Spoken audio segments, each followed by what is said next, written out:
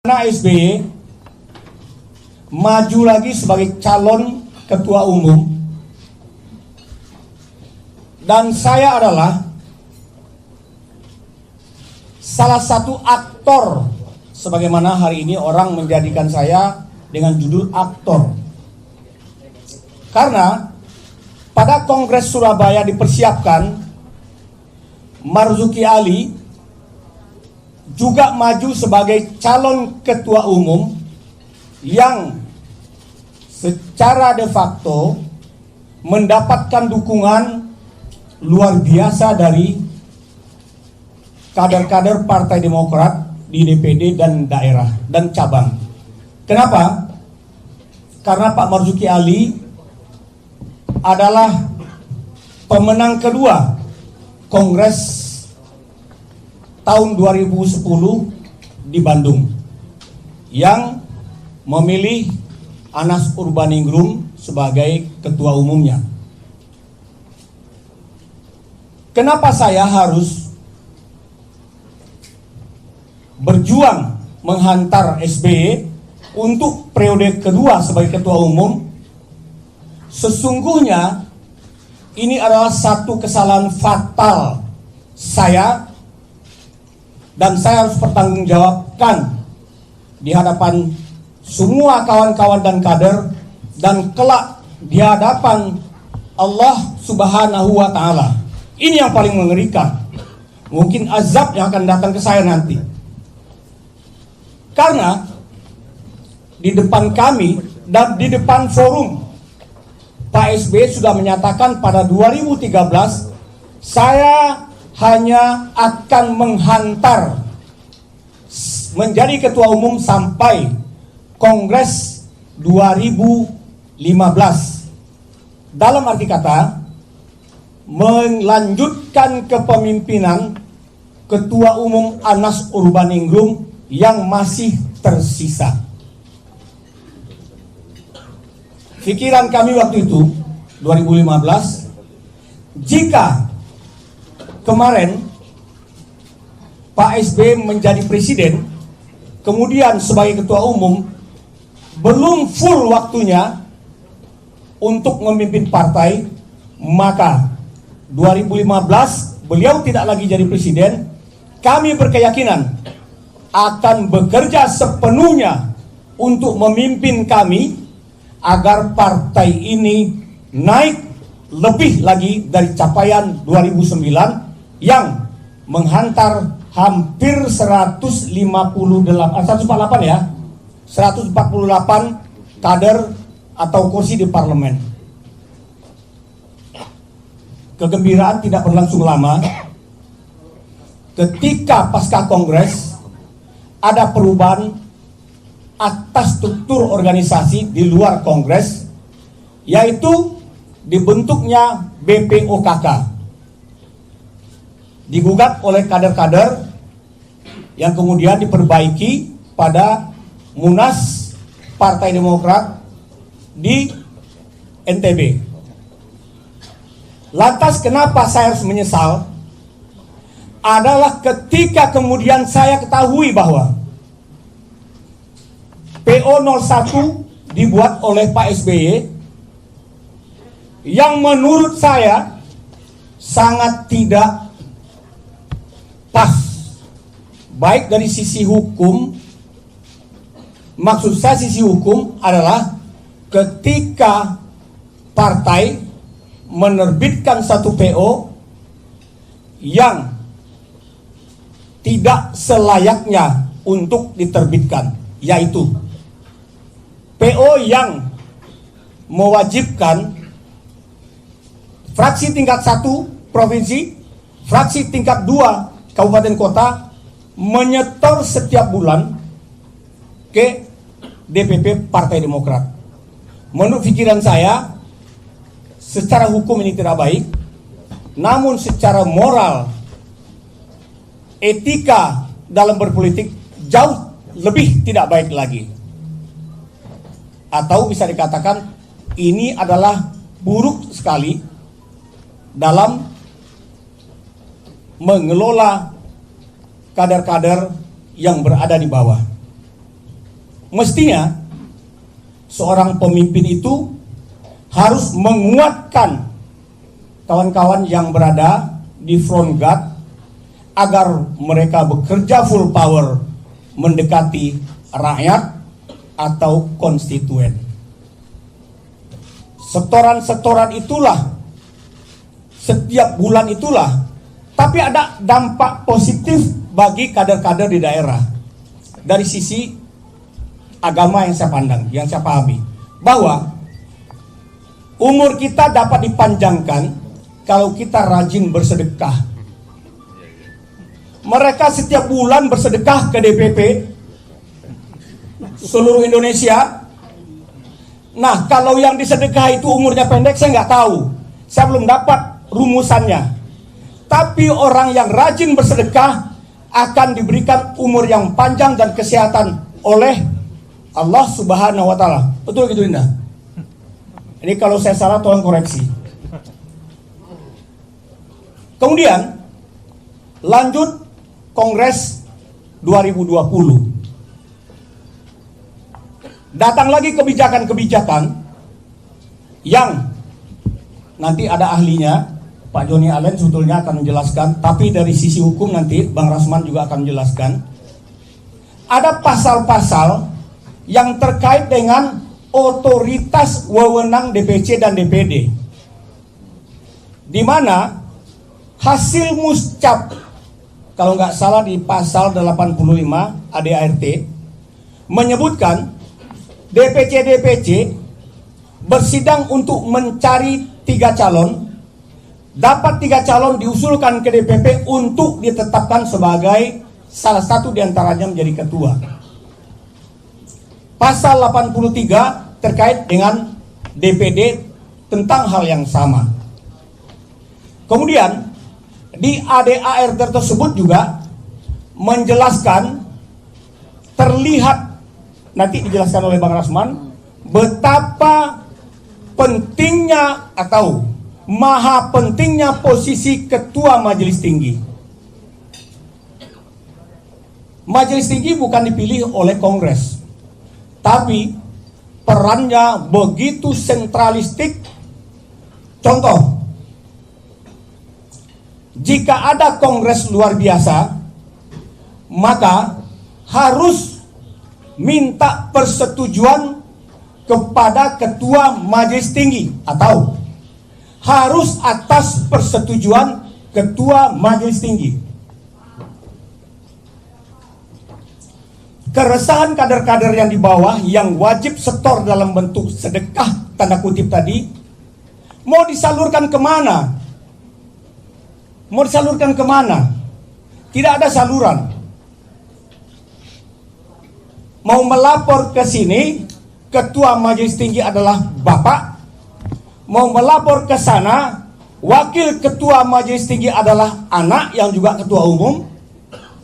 Mau melapor ke waketum adalah adik dari ketum. Mau bicara ke parlemen, ketua fraksinya adalah orang yang sama, yaitu waketum. Buntu jalan mereka. Anak dari majelis tinggi. Ketum dan waketum serta ketua fraksi adalah anak dari ketua majelis tinggi. Keluhan-keluhan ini, saudara-saudara sekalian, berdatangan secara bergelombang. Kemudian pada 1 Februari 2021, apa yang menjadi diskusi kecil-kecil orang kawan-kawan ini meledak menjadi konferensi pers yang disebut dagelan kudeta, pengambil alihan kekuasaan ketua umum Partai Demokrat. Saudara-saudara sekalian, saya ingin pastikan bahwa Bapak Muldoko sampai dengan tanggal 5 Maret sore baru menyatakan kesediaannya menjadi calon ketua umum. Dan itu pun dalam kekagetan. Saya bicara dengan beliau masih di Jakarta pada sore itu, menjalankan tugas negara sebagaimana mestinya. Beliau tidak pernah datang ke kami untuk bertemu, kecuali saya undang pada tanggal berapa hari, kalau tidak salah 1 minggu sebelum konferensi pers 1 Februari itu, atas permintaan saya untuk bertemu dengan kawan-kawan yang mengharapkan bantuan bencana di Kalimantan Selatan, mengharapkan kemana jalurnya dapat meminta bantuan agar pemerintah lebih agresif menjalankan bantuan melalui peran seorang kader di sana. Tapi Tuhan bicara lain. Beberapa hari menjelang pertemuan saya dengan Pak Muldoko yang disebutkan di hotel Aston itu, Ihwan Datu Adam meninggal dunia. Pasca 1 Februari makin berkumpullah kawan-kawan bahwa kami melihat ini sebagai tanda-tanda alam. Kongres luar biasa bisa saja dijalankan. Nanti dijelaskan oleh Bang Joni Allen nomenklatur mana yang dipakai. Yang jelas hari ini Kongres Partai Demokrat, Kongres luar biasa Partai Demokrat telah mendemisionerkan kepemimpinan Agus Harimurti Yudhoyono melalui rantus ketiga ya? Melalui rantus yang dibacakan dan ditandatangani. Kawan-kawan DPC paham? Paham? Kawan-kawan DPC waktu itu ikut kan? Bagaimana rantus ditandatangani. Jadi itulah kawan-kawan sekalian yang membuat saya harus berkontemplasi. Kalau dilanjutkan setoran-setoran itu, kalau dilanjutkan mahar-mahar calon-calon kepala daerah yang sangat memberatkan bagi kader, dan sayangnya feedback tidak ada ke daerah untuk dikembangkan menjadi dana kampanye mereka. Dan setoran mereka yang demikian setiap bulan itu, serta mahar-mahar pilkada yang terkumpul, tidak dipertanggungjawabkan pada Kongres 2020. Tidak ada juga pembahasan terkait dengan bagaimana tata beracara Kongres. Itu yang menjadi latar belakang tertutupnya semua jalur. Maka inilah jalan terbaik, yaitu Kongres luar biasa. Saya kira itu dari saya. Sebagai penghantar berupa historisnya, kronologisnya, kenapa kami melakukan ini. Soal bagaimana nanti kedepannya, masalah hukum, masalah lain-lain, tentu kita serahkan sepenuhnya kepada ahlinya. Yang jelas, kami berharap Partai Demokrat pasca Kongres luar biasa ini kembali menjadi partai yang disenangi oleh rakyat, menjadi rumah besar bagi semua orang, menjadi partai yang terbuka, modern, akuntabel, santun, cerdas, dan tangkas. Tidak boleh hipokrit, berucap lain kemudian berbuat lain. Demikian sebagai pembukaan dari saya. Nanti akan ditambahkan oleh Bang Rahmat dulu. Silakan Bang Rahmat. Terima kasih Bang Darmizal. Rekan-rekan media, kalau kita lihat anggaran dasar, anggaran rumah tangga Partai Demokrat tahun 2020, itu anggaran dasarnya dilahirkan, dikarang, dibuat di luar Kongres. Dan ini bertentangan dengan undang-undang partai politik, bertentangan dengan fatsun partai politik, bahwa anggaran dasar itu harus persetujuan anggota di rapat anggota tertinggi. Nah, ini bertentangan. Ya, sebetulnya ketua-ketua DPC peserta kongres bisa saja menuntut ya anggaran dasar 2020 itu anggaran dasar abal-abal. Ya, karena tanpa persetujuan anggota. Lalu anggaran dasar 2020 itu adalah anggaran dasar abal-abal, demokratis abal-abal. Kenapa demokratis abal-abal? Karena katanya demokratis, tetapi hak-hak suara ketua DPC dan DPD dirampas oleh majelis tinggi melalui personifikasi majelis tinggi. Majelis tinggi hanya memiliki 9 suara, sementara DPD memiliki 64 suara, DPC memiliki 514 suara. Tetapi suara DPD dan DPC yang mayoritas itu harus tunduk kepada majelis tinggi yang hanya memiliki 9 suara. Ini tentu sangat mencederai pembangunan demokrasi di Indonesia. Inilah contoh bagaimana oligarki politik memasung kebebasan ekspresi dari teman-teman DPC dan DPD. Dan inilah yang menjadi rintihan teman-teman di daerah, kader-kader Partai Demokrat di seluruh Indonesia. Ditambah dengan setoran-setoran tadi, bahkan dalam pilkada, kader-kader terbaik Partai Demokrat yang berdarah-darah di daerah itu tidak bisa menjadi calon kepala daerah baik di provinsi, kabupaten, kota, karena maharnya kalah nilainya dengan kader di luar, bukan kader, dengan calon kepala daerah yang lain. Atau ketua DPC-nya tidak mau mengeluarkan rekomendasi kepada calon kepala daerah yang dari luar bukan kader partai, lalu ketua DPC itu kena PLT. Dan kalau rekan-rekan media melihat sipol KPU, berapa banyak ketua DPC dan ketua DPD yang di PLT menjelang pilkada tahun 2020 yang lalu. Jadi kesewenang-wenangan terjadi di dalam tubuh Partai Demokrat. Katanya demokratis, tetapi prakteknya adalah keluargais otoritarian. Inilah yang menjadi bisul utama di dalam tubuh Partai Demokrat.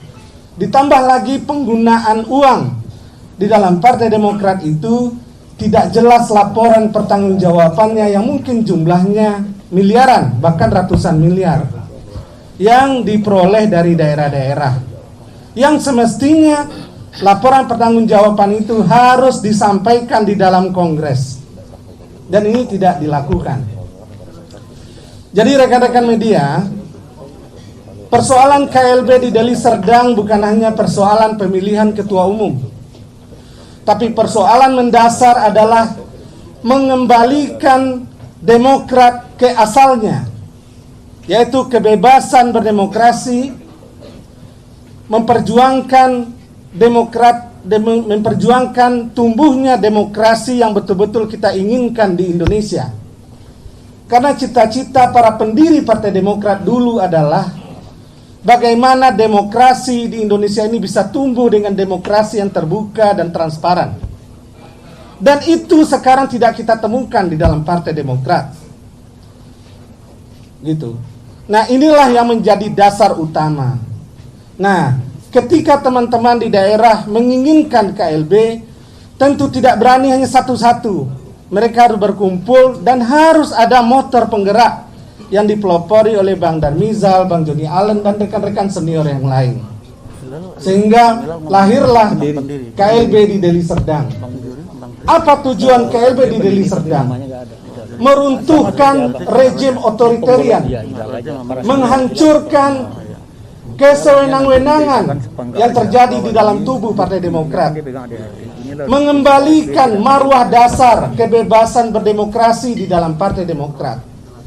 Ini tujuan utama KLB di Deli Serdang. Karena itu di KLB Deli Serdang kita melahirkan 12 keputusan yang menghapuskan semua mahar-mahar politik, yang menghapuskan semua kewajiban DPC, DPD menyetor ke pusat, yang menghapuskan semua syarat-syarat yang memberatkan sehingga kader-kader Demokrat di daerah bisa langsung mencalonkan diri sebagai kepala daerah dan calon legislatif di daerah. Mengembalikan yang dipecat. Dan mengembalikan semua yang dipecat oleh rejim AHY dan SBY. Rekan-rekan media, kesewenang-wenangan rejim AHY dan SBY dapat kita saksikan hari ini. Berapa banyak teman-teman yang di belakang ini yang dipecat, lebih dari 150 yang dipecat, itu adalah yang hadir mengekspresikan kebebasan demokrasinya di KLB Deli Serdang. Pemecatan yang melanggar ADART. Mau dilihat ADART 20 juga dilanggar, ADART 2005 juga dilanggar. Kenapa? Karena mekanisme pemecatan kader adalah dengan cara pemanggilan, pembelaan, kemudian lewat mahkamah partai. Setelah mendengarkan mahkamah partai, lalu mahkamah partai memberikan rekomendasi kepada DPP, baru DPP bisa mengeluarkan SK pemecatan. Dan itu semua dilanggar oleh AHY. Jadi rekan-rekan media, tagline AHY dan Pak SBY yang mengatakan mengembalikan demokrasi, menyelamatkan Demokrat, itu tidak sesuai dengan praktek di lapangan. Kontraproduktif. Karena itu tagline kami adalah Demokrat bersama barisan rakyat melawan Demokrat keluargais Cikeas. Memang ada rekan-rekan kami di Partai Demokrat yang mendukung rejim AHY dan Pak SBY. Tetapi itu hanya segelintir. Yakin dan percayalah, jutaan pendukung kader Demokrat di seluruh Indonesia berada di barisan kami, barisan pembela kebenaran, pembela demokrasi, pembela Partai Demokrat yang asli. Dan mereka tidak berani bicara.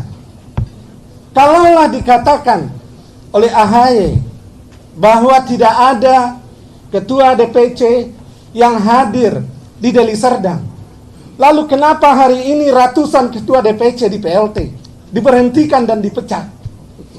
Ini adalah bukti bahwa yang dipecat itu adalah yang mendukung lahirnya KLB.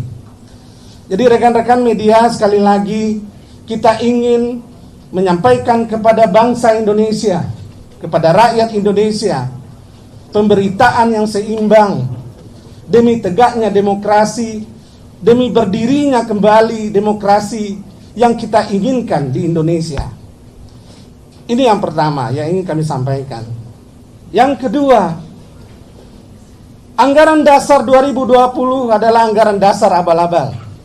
Karena itu di KLB Deli Serdang, sebelum KLB dilaksanakan, seluruh peserta kongres di Deli Serdang menginginkan anggaran dasar 2020 dihancurkan, dimatikan, tidak berlaku lagi, dan sepakat secara keseluruhan kembali ke anggaran dasar 2005. Sehingga kongres kita di Deli Serdang itu mengikuti tata cara sebagaimana diatur di dalam anggaran dasar kita tahun 2005. Jadi ini alasan mendasar teman-teman media.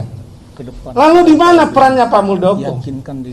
Pak Muldoko kita ajak untuk masuk ke Partai Demokrat oleh para pendiri, sama halnya ketika para pendiri dahulu mengajak Pak SBY untuk masuk ke dalam Partai Demokrat. Pak SBY bukan pendiri Partai Demokrat. Karena Partai Demokrat didirikan tahun 2001, yang aktanya tadi teman-teman media sempat foto, tidak ada nama Pak SBY di dalam akta itu. Pak SBY baru bergabung dengan Partai Demokrat tahun 2003. Nah, diajak oleh para pendiri untuk masuk ke dalam Partai Demokrat, untuk membesarkan Partai Demokrat. Orang luar yang masuk ke dalam partai. Lalu saat ini Pak Muldoko juga masuk ke dalam Partai Demokrat. atas permohonan, desakan dari para pendiri dan para senior di partai. Kenapa meminta Pak Muldoko? Karena penyakit kanker di dalam tubuh Demokrat sudah mencapai stadium 5. Bisulnya sudah bengkak, membusuk, dan belum meletus. Sehingga kita butuh tokoh bangsa yang punya integritas tinggi, yang memiliki karir yang bagus, yang memiliki kemampuan yang mumpuni, yang track record kinerjanya terukur dan jelas. Dan itu adalah sosoknya Pak Muldoko. Jadi para pendiri, para senior tidak melihat Pak Muldoko karena KSP atau tidak. Sama halnya ketika para pendiri dulu melihat Pak SBY ketika menjabat sebagai Menko Polhukam. Nah, inilah dasarnya teman-teman media. Persoalan Pak Muldoko masuk ketika KLB, ini adalah persoalan kongres. Kongres yang normal, kongres yang luar biasa, sama-sama kongres. Itu adalah lembaga forum tertinggi dari anggota Partai Demokrat. Kenapa luar biasa? Karena kepemimpinan rejim Pak SBY sebagai majelis tinggi dan AHY sebagai ketua umum sudah merupakan penyakit kanker stadium 5. Kesewenang-wenangan yang terjadi di dalam tubuh Partai Demokrat. Sehingga harus diganti, kalau tidak maka perolehan elektabilitas Partai Demokrat di 2024 akan terjun bebas barangkali di bawah 5%. Kenapa kita memperkirakan demikian? Karena ketika Pak SBY presiden di bawah pimpinan Pak Hadi Utomo, ketua umum, perolehan suara Partai Demokrat adalah 21%. Ketika Partai Demokrat dikudeta merangkak oleh Pak SBY yang jadi presiden waktu itu, melakukan kudeta merangkak kepada Ketua Umum Subhaningrum, lalu dipimpin oleh Pak SBY tahun 2015 sebagai Ketua Umum Partai Demokrat. Perolehan suara Partai Demokrat turun menjadi 12%. 10%. Lalu ketika Partai Demokrat masih dipimpin oleh Pak SBY dan AHY sebagai Kogasma yang menjadi pucuk kemenangan untuk memenangkan Partai Demokrat, faktanya perolehan suara partai hanya 7% sekian. Jadi turun teman-teman. Nah, jika penyakit kanker stadium 5 dan bisul ini terus dibiarkan, maka kemungkinan di 2024 perolehan suara Partai Demokrat akan berada di bawah 5%. Inilah yang dikhawatirkan oleh para pendiri, oleh para senior yang ada di dalam partai. Karena itu kita mengundang Pak Muldoko, menginginkan Pak Muldoko untuk memperbaiki situasi ini sehingga kondisi internal Partai Demokrat kembali baik. Jadi tidak ada urusan yang mengatakan negara terlibat. Tidak ada urusan yang mengatakan Pak Jokowi terlibat. Tidak ada urusan yang mengatakan pihak-pihak internal pemerintah terlibat. Itu adalah karangan bebas, karangan yang tidak berdasar, argumentasi-argumentasi keliru, argumentasi-argumentasi yang menyesatkan. Kenapa kita katakan demikian? Karena tujuan utama para pendiri adalah bagaimana Partai Demokrat ini kembali baik. Dan untuk baik dibutuhkan tokoh-tokoh yang memiliki jaringan yang kuat, yang memiliki kapabilitas, kemampuan, dan integritas yang baik. Dan itu ada pada sosok Pak Muldoko. Jadi alasan-alasan penyakit kanker stadium 5 inilah yang disampaikan oleh para pendiri kepada Pak Muldoko. Sehingga para pendiri, para senior mengatakan, Pak, jika Bapak ingin membenahi demokrasi di Indonesia, jika Bapak sayang dengan jutaan kader Partai Demokrat di seluruh Indonesia, jika Bapak sayang dengan masa depan Indonesia, maka lakukanlah jihad politik, maka lakukanlah jihad demokrasi dengan bersedia memimpin Partai Demokrat. Itu yang disampaikan. Pak Muldoko belum mau, teman-teman media. Tetapi kemudian muncul pemberitaan dari Pak SBY yang mengatakan menyesal melihat Pak Muldoko. Muncul tekanan-tekanan kepada Bapak Muldoko, sehingga para senior partai kembali mendekati Pak Muldoko. Pak, Bapak harus tantang ancaman-ancaman ini. Bapak harus buktikan ancaman-ancaman ini. Bapak harus wujudkan tekanan-tekanan ini menjadi kenyataan. Inilah latar belakangnya, teman-teman sekalian. Masuknya Pak Muldoko ke dalam Partai Demokrat sama halnya ketika Pak SBY masuk ke dalam Partai Demokrat. Sama-sama bukan kader partai. Berapa banyak bupati, wali kota, gubernur di seluruh Indonesia ketika sudah jadi gubernur, ketika sudah jadi bupati, ketika sudah jadi wali kota, masuk menjadi ketua di dalam Partai Demokrat. Dan mereka sebelumnya bukan kader Partai Demokrat. Dan itu kami tahu persis ketika kami menjabat wakil direktur eksekutif di dalam Partai Demokrat. Jadi banyak bupati, gubernur, wali kota yang bukan kader partai kita tarik untuk menjadi ketua partai. Ini membuktikan bahwa Partai Demokrat adalah partai terbuka. Terbuka untuk putra-putri Indonesia. Bagi siapa saja. Bukan partai tertutup. Sama halnya yang dilakukan oleh Pak SBY. Ketika AHY berpangkat mayor, masih bertugas di Australia, tugas negara, dipanggil pulang, disuruh keluar dari TNI, masuk melamar menjadi calon gubernur DKI, dan menjadi kader Partai Demokrat. Sama halnya. Jadi apa yang dilakukan oleh Pak SBY adalah sama dengan yang kami lakukan. Jadi ketika Pak SBY membolak-balikan fakta, ini lucu bagi kami. Ya, lucu dan aneh. Nah, kira-kira itulah teman-teman media yang ingin kami sampaikan. Barangkali nanti akan ada masalah aspek hukumnya, masalah legalitasnya KLB. Ada teman kami nanti Pak Rasman yang memang khusus ditunjuk untuk mewakili persoalan-persoalan hukum yang menjadi juru bicara di dalam Partai Demokrat pimpinan Pak Muldoko. Terima kasih. Assalamualaikum warahmatullahi wabarakatuh. Waalaikumsalam warahmatullahi wabarakatuh. Selamat datang Bapak Hengki Luntungan.